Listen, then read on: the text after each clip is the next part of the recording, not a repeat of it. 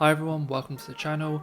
We are exactly halfway through the 2022 Formula 1 season now. We've had 11 races. I'm going to be doing a tier list ranking all Formula 1 drivers from S tier all the way down to F tier on how I think they're performing this year.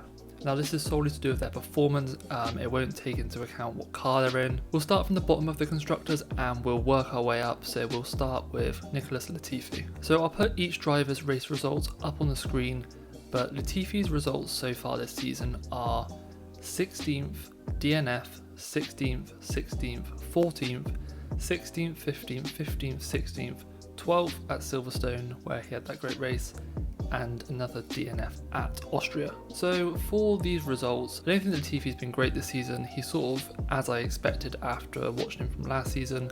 It was difficult comparing him to Russell, but with a new teammate like Albon, it's clear to show that he doesn't have what it takes to be in Formula 1 at a team like Williams. Although Latifi is clearly in the worst car, he has got, I'd say that Williams is the worst car on the grid, but he's still the only driver yet to score points.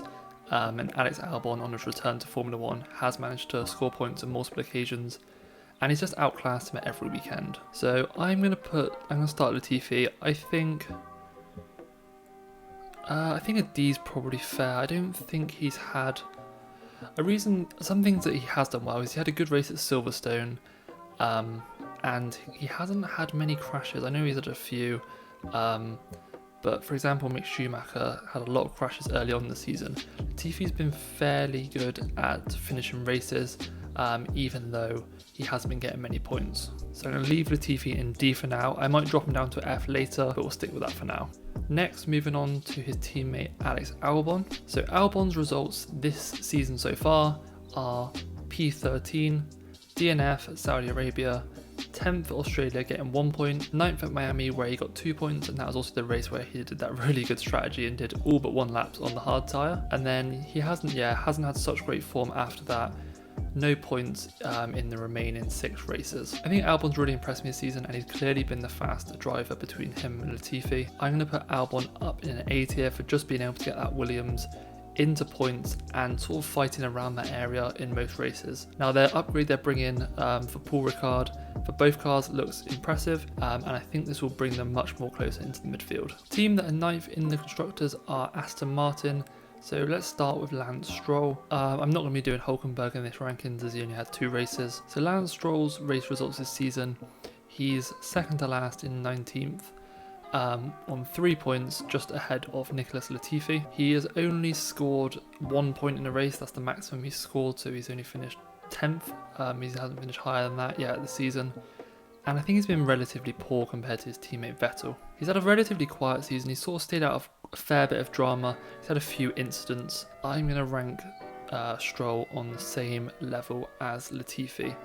I think they've been about the same this season. Sebastian Vettel's still in arguably the second worst car on the grid, and he's doing much better. He's up in P14 in the overall standings on 15 points. So quickly looking at Vettel's race results, he's had 2 DNFs. He obviously got a lot of points in Azerbaijan where he got 8 points, where he typically does really well.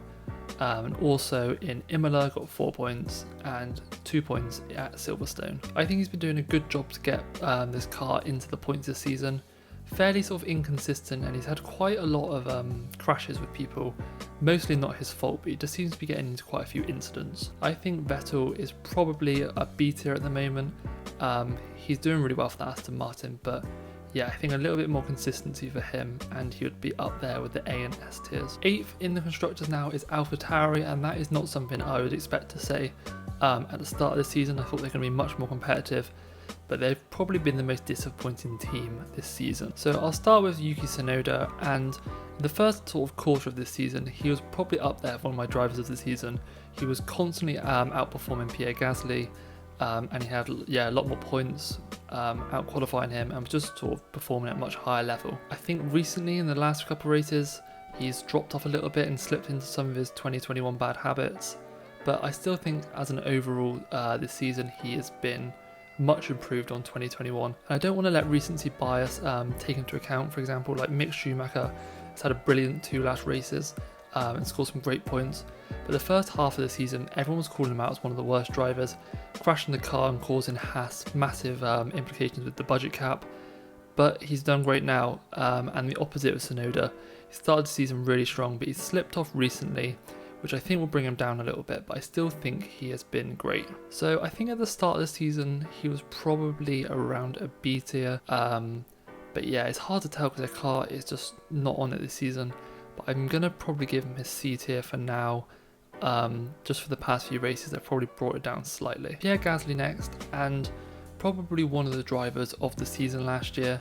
Not sure what's happened. He hasn't been qualifying well, and yet he's generally being showed up by Yuki Sonoda most weekends this season. Some fairly decent points results. He got 4 points in Saudi Arabia, 2 in Australia, and also 10 points in Baku.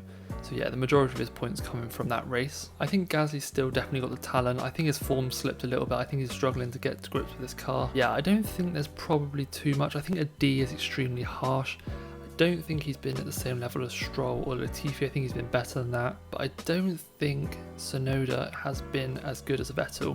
Maybe I need to bring one of these two down into the F, but we'll leave that for now. 7th in the Constructors is Haas. And a team that have really picked up their form coming into the middle of the season. They want to keep this form up into the second half. So we'll start with Mick Schumacher, who I mentioned previously. So looking at his results, had no points in the first 9 races, did not start, and 2 DNFs for the crashes in Monaco and Canada. He did not start after the crash in Saudi Arabia, and yeah, a DNF after his crash that he had in Monaco, which caused his team a lot of repair work to do to that car in the budget cap. I think he was issued a warning by Gunther that they don't have the money or parts to keep replacing the car if he keeps crashing.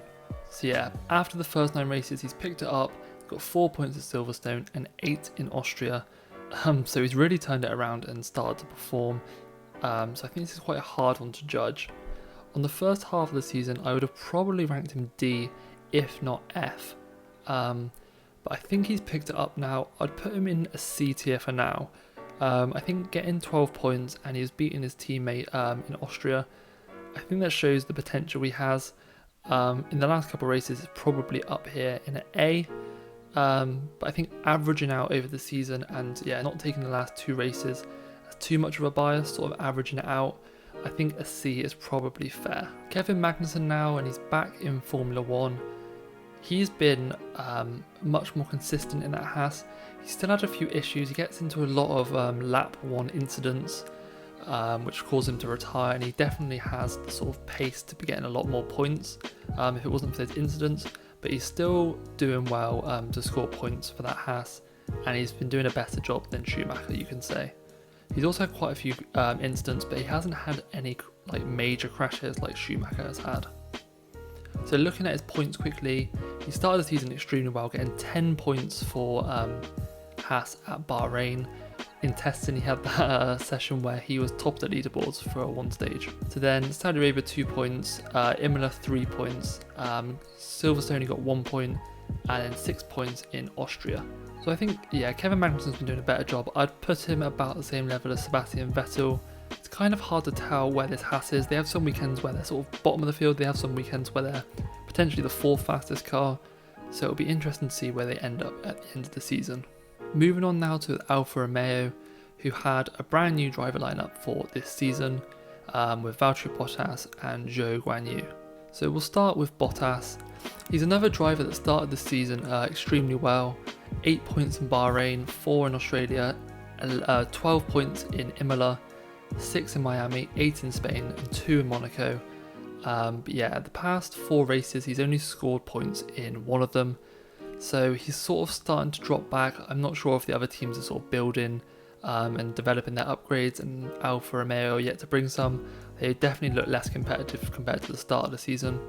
But I think if we look at the start of the season, he was doing a brilliant job for Alfa Romeo, and I think I'm going to have to give him a B tier. I would say if he kept up the form at the start of the season, it would definitely be an A. But yeah, I think the last few races have brought it down slightly. So Bottas's rookie teammate Zhou next. with the lack of points, he's actually been one of the drivers that has impressed me much, and especially as a rookie. If you look at the other rookies we had last year, like Schumacher and Sonoda, I think Zhou seemed like he's sort of picked this up extremely naturally, and he hasn't been a million miles off his teammate Bottas, especially in qualifying. He's been doing pretty well. So yeah, like I said, I think that he's been extremely unlucky with DNFs, and there's been a lot of incidents where he just hasn't got the points. But I'm still pretty impressed with Joe. I'll give him a C. I don't think I can give him too much more. But he's been extremely solid, and I definitely think he'll keep his place next season at that team. Moving on to Alpine now, and they're another team that have really impressed me, especially in the sort of second quarter of the season coming up to halfway. Now, Fernando Alonso is another driver that I think has been performing extremely well, but his results just haven't really been reflected in the points he's been getting. He's had a lot of pace, but the amount of instances he's had with sort of mechanical issues, bad pit stops, having to come in to pit again, things like that have dropped him back down the pecking order, and he hasn't been able to maximise his pace, and he hasn't been able to maximise his points from the pace he's had in that car. Some standout moments was getting on the front row in Canada. I thought it was brilliant, and I think, was it Spain where he had all purple sectors, and he was due to get pole before he had that mechanical issue, which caused him to crash. So yeah, I'm really impressed with Alonso. Now this is a tricky one. Do I think he's been A tier? I'm not sure. It's hard. This is where it's extremely hard. Do you rank them on their DNFs? Because if he didn't have any DNFs, I imagine he'd be, a lot higher up. But his race results have just been quite poor, to be honest. I think I'm going to leave him B tier for now. I might move this around afterwards. I might move him up to an A, but yeah, I think a B tier is fine. Looking at his teammate Ocon next, and Ocon's another driver that I think has gone massively under the radar. Yeah, Ocon's been extremely impressive, and just by looking at his race results, you can see that. Out of the 11 races this season, out of the 10 he's finished, he DNF'd Silverstone from a mechanical issue that wasn't his fault. He scored points in 8 out of 10 of those races, in arguably the 4th or 5th quickest car. I think that's extremely impressive, especially as it hasn't been consistently the 4th quickest car. It's sort of been all over the place, and since Baku they've managed to really sort of set it down as the 4th quickest. So yeah, Esteban Ocon's nearly got double the points that Alonso has, but I think he's shown sort of slightly less pace than Alonso has in that car, but he's just been able to get the most out of it and perform well in the race. He's got really good racecraft, and we saw that last year in Hungary where he managed to win the race. He's got really good racecraft, and he's quite good at sort of staying quite like out of the drama, and he's sort of sneaking up into the sort of higher end of the points. But yeah, I think he's an extremely safe pair of hands.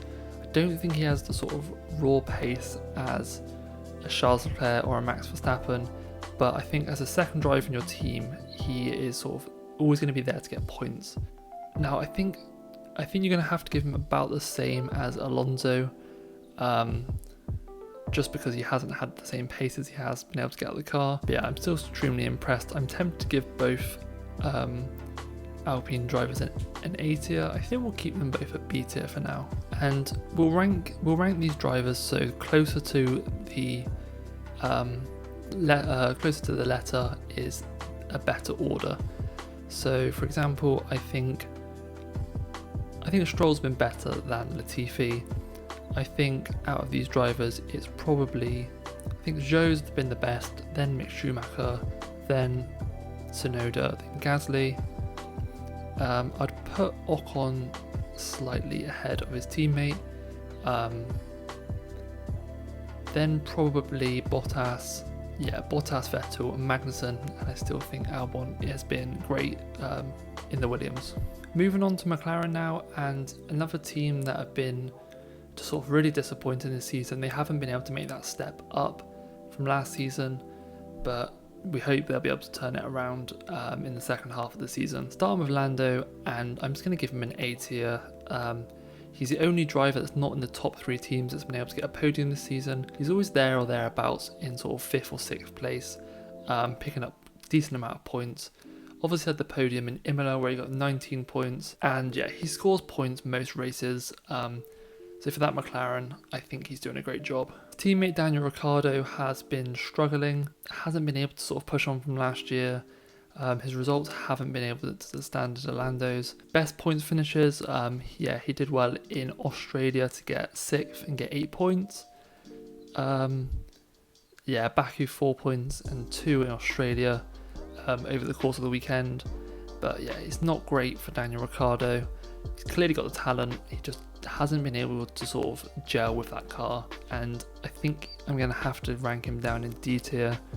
I think he's been better than Stroll, but yeah, he hasn't sort of been better than the AlphaTauris, and I think the McLaren is a better car.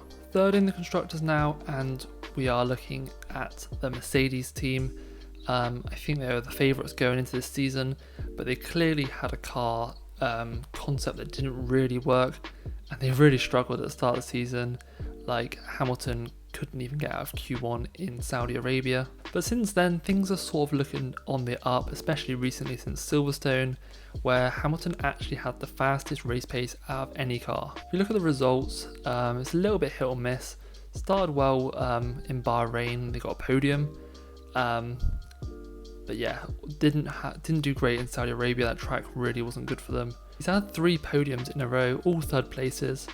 And yeah, picking up 47 points in the last 3 races, considering their car's been way off Red Bull and Ferrari. It's really impressive to see the amount of points they've picked up, and if they can turn this car around to be one of the quickest cars in the second half of the season, it will really show that they can probably fight for the championship due to the amount of points that Ferrari and Red Bull have dropped due to reliability. So yeah, Hamilton, although he was getting sort of shown up by Russell at the start of the season, there's a few times he was getting he had a really strong pace, but he was sort of getting really unlucky with the safety car.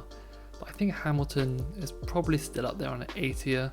If I rank these out of order, I think probably Lando will be first, and then I'll put Albon there and Hamilton. We know the level Hamilton can operate, and it feels like he's getting back to that level now, which is great to see. George Russell's first season at Mercedes.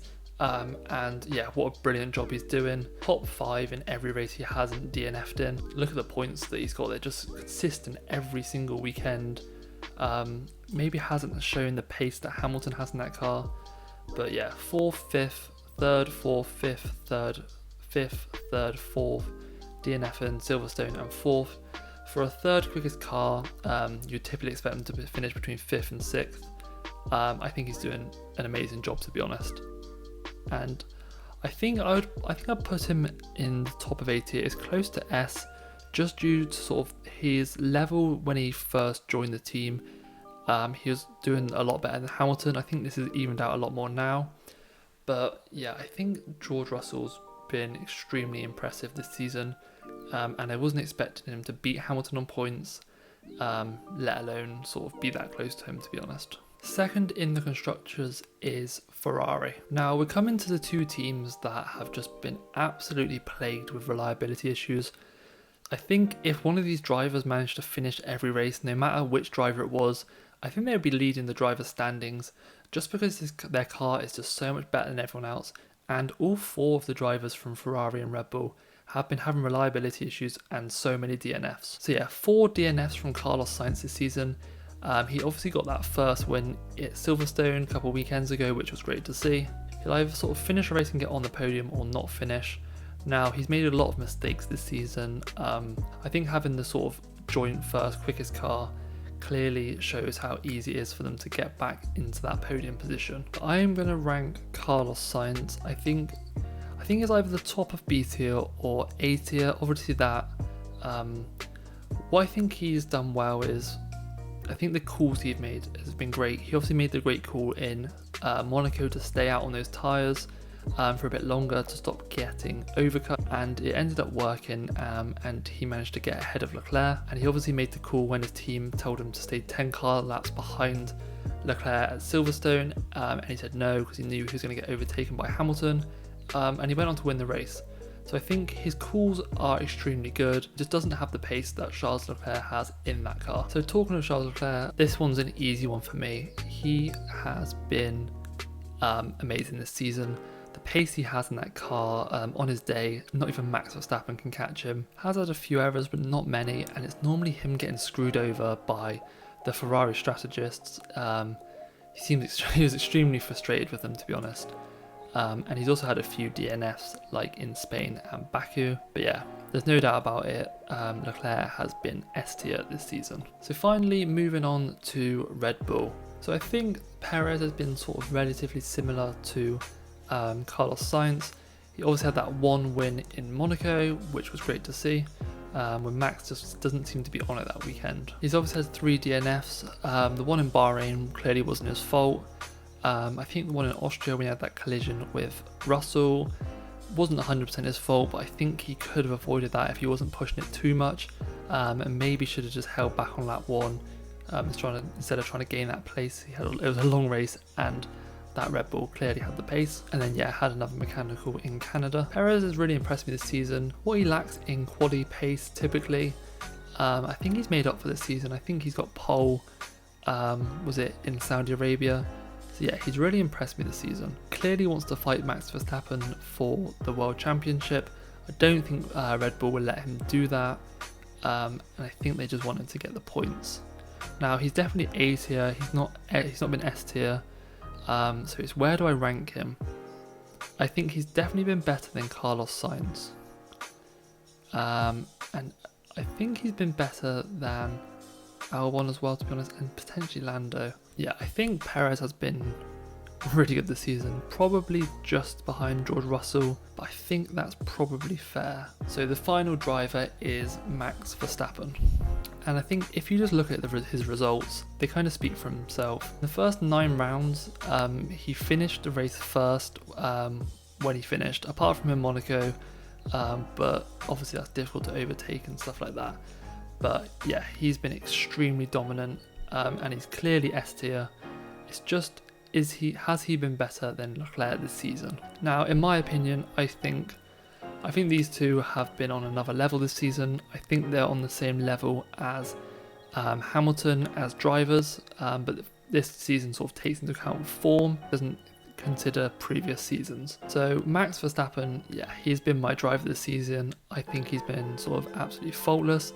He's really sort of matured his driving style. It's not as desperate as it was last season. He's still got that sort of aggressive driving style, but he's sort of managing to finish races, and I think he knows longevity is what will win him the championship. So let's have a quick look through this and see if I'd make any changes. So I'm happy with these two being S tier on their own. I definitely think Russell has been the 3rd best driver. I feel a bit bad leaving Hamilton this low because he's been so great recently, 3 podiums in 3 races, but I think we can move him at 1 spot. I think he probably has been better driver than Albon has.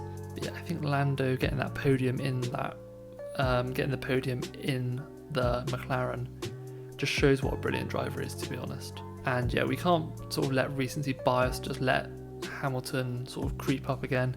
He was pretty poor at the start of the season, struggling to get out of Q1. So yeah, I'll take that into consideration. I think overall in this season, I think he could definitely be up here in S tier.